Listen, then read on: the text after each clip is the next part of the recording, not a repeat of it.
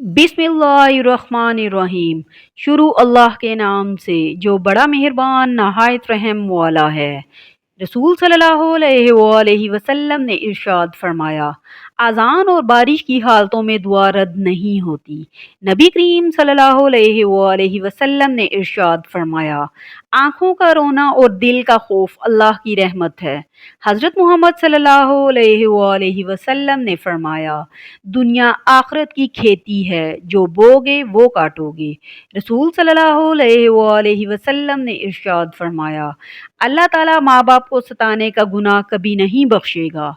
नबी करीम सल्लल्लाहु अलैहि वसल्लम ने फरमाया, मोमिन का मर्ज उसकी खताओं का कफ़ारा होता है।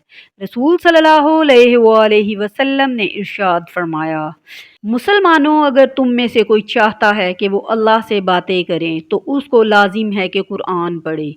हज़रत अनस रज़ी अल्लाहु अन्हु रवायत करते हैं, रसूल सल्लल्लाहु अलैहि वसल्लम ने इरशाद फरमाया, आजमाइश जितनी सख्त होती है उसका बदला भी उतना ही बड़ा मिलता है।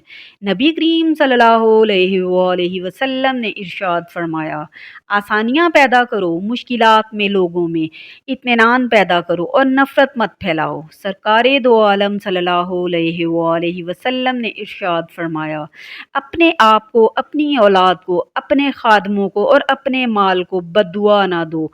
ऐसा ना हो कि वो घड़ी कबूलियत की हो और तुम्हारी दुआ कबूल हो जाए।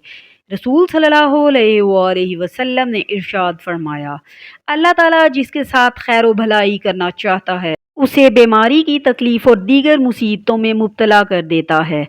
रसूल सल्लल्लाहु अलैहि वसल्लम ने इरशाद फरमाया, ईमान के 70 से ज़ायद दर्जे हैं, उनमें से अफजल तरीन ला इलाहा इल्लल्लाह कहना है।